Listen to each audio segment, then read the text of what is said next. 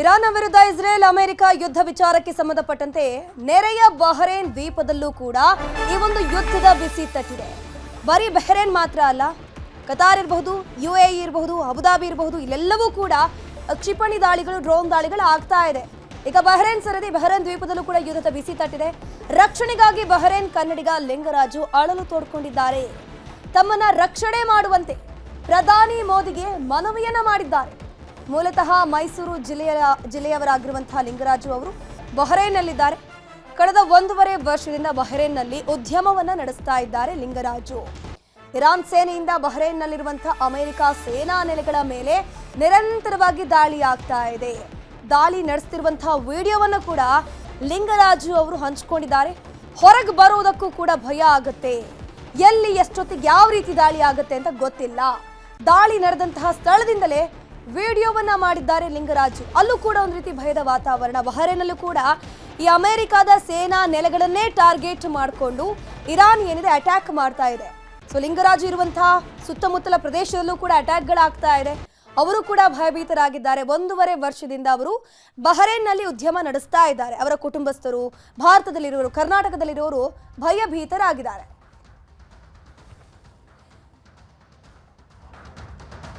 ಇದ್ರ ಬಗ್ಗೆ ನಮ್ಮ ಜೊತೆ ಮಾತನಾಡೋದಕ್ಕೆ ಸ್ವತಃ ಬಹರೇನ್ನಿಂದ ಲಿಂಗರಾಜು ಅವರು ನೇರ ಸಂಪರ್ಕದಲ್ಲಿ ಜಾಯಿನ್ ಆಗಿದ್ದಾರೆ. ಲಿಂಗರಾಜು ಅವರೇ, ಮೊದಲಿಗೆ ನಮಸ್ಕಾರ, ಹೇಗಿದ್ದೀರಾ? ನಮಸ್ಕಾರ ಮೇಡಮ್, ಇದುವರೆಗೆ ಚೆನ್ನಾಗಿದ್ದೀವಿ. ಸದ್ಯಕ್ಕೆ ನೀವಿರುವಂತ ಅಕ್ಕಪಕ್ಕದ ಸಿಚುವೇಶನ್ ಯಾವ ರೀತಿ ಇದೆ? ಆಲ್ ಓಕೆನಾ ಅಲ್ಲಿ? ಮೇಡಮ್, ಇದೇ ರೀತಿ ನಾವು ಇರ್ತೀವಿ ಅಂತ ಕರಾರುವಕ್ಕಾಗಿ ಹೇಳಕ್ ಬರೋದಿಲ್ಲ. ಓಕೆ. ಯಾಕೆಂದ್ರೆ situation any moment, any second ನಮ್ಗೆ ಇಮಿಡಿಯೇಟ್ ಆಗಿ ಏನ್ ಬೇಕಾದ್ರೂ ಆಗ್ಬೋದು ಅನ್ನೋ ಪರಿಸ್ಥಿತಿ ಇದೆ ಇಲ್ಲಿ. ಓಕೆ.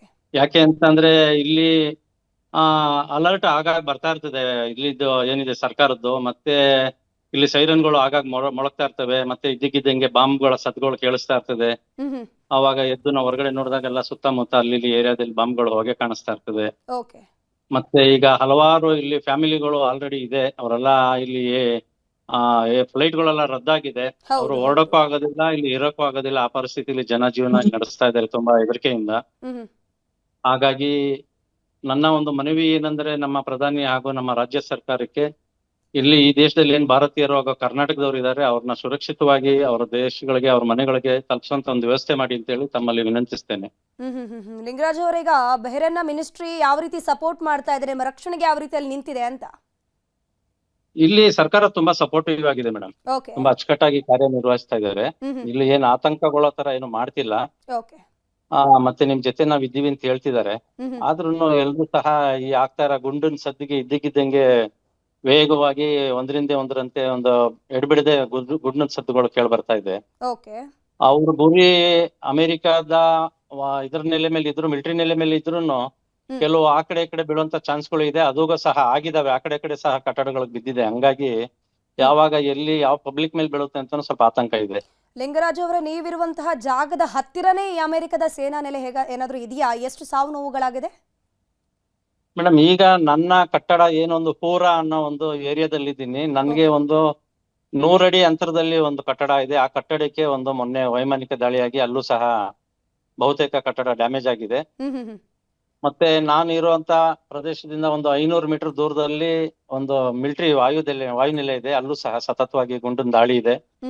ಹೀಗಾಗಿ ನಾನು ಇಲ್ಲಿಂದ ಹೊರಟು ಮೊನ್ನೆ ನನ್ನ ಸ್ನೇಹಿತನ ಒಂದು ಮನೆಯಲ್ಲಿ ನಾನು ಮಾವೋಸ್ ಎಂಬ ಒಂದು ಮನೆಯಲ್ಲಿ ನಾನು ವಾಸ ಇದ್ದೀನಿ.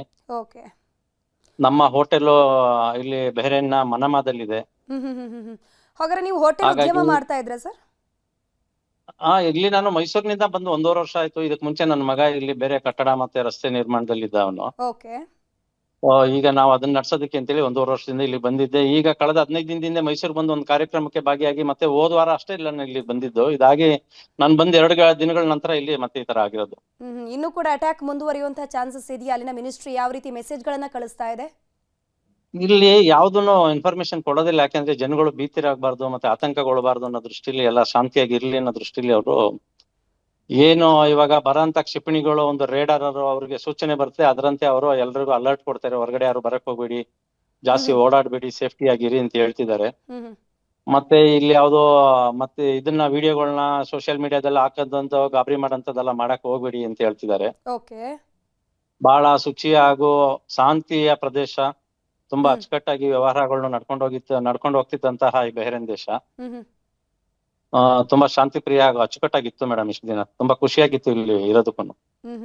ಈಗ ಮೈಸೂರಲ್ಲಿ ನಿಮ್ ಕುಟುಂಬಸ್ಥರಿದ್ದಾರೆ, ಅವರು ಭಯಭೀತರಾಗಿದ್ದಾರೆ, ಧೈರ್ಯ ಹೇಳ್ತಿದ್ದೀರಾ ಹೇಗೆ?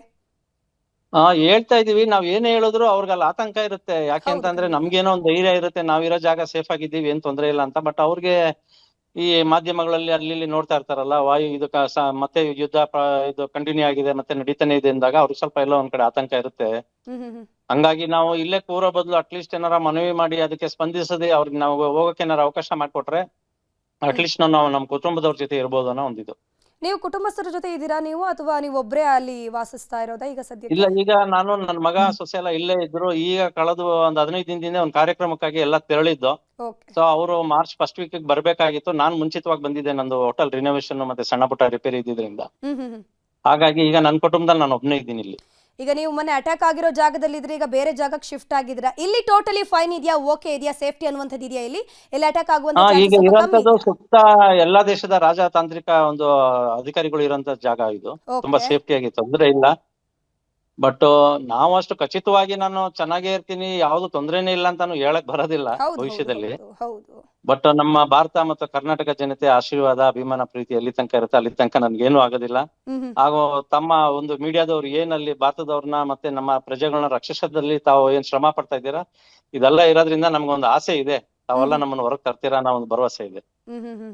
ಅಲ್ಲ ಸರ್, ಈಗ ಕನ್ನಡದವರು ಕೂಡ ಸಿಕ್ಕಾಕೊಂಡಿದ್ದಾರೆ, ಈಗ ಭಾರತದವರು ಕೂಡ ಒಂದಷ್ಟು ಮಂದಿಯಲ್ಲಿ ದುಬೈನಲ್ಲೂ ಸಿಕ್ಕಾಕೊಂಡಿದ್ದಾರೆ, ಬಹರೇನಲ್ಲೂ ಕೂಡ ಸಿಕ್ಕಾಕೊಂಡಿದ್ದಾರೆ. ಭಾರತೀಯ ರಾಯಭಾರಿ ಕಚೇರಿ ಏನಾದ್ರು ನಿಮ್ಮನ್ನ ಕಾಂಟ್ಯಾಕ್ಟ್ ಮಾಡೋ ಕೆಲಸ ಏನಾದ್ರು ಮಾಡ್ತಾ ಇದೆಯಾ?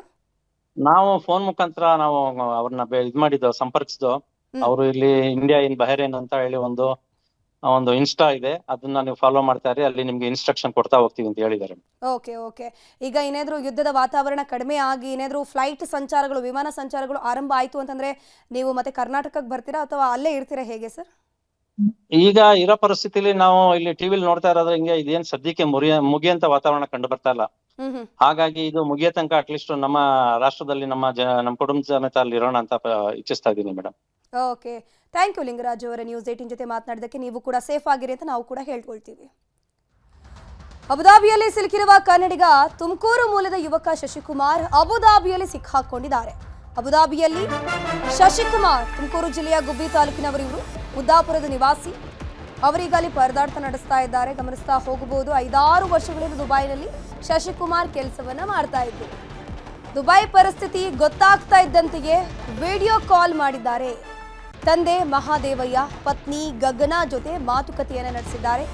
ಯುದ್ಧದ ಭೀತಿ ಇಲ್ಲ ಅಂತ ಧೈರ್ಯವನ್ನ ತುಂಬಿದ್ದಾರೆ ಶಶಿಕುಮಾರ್.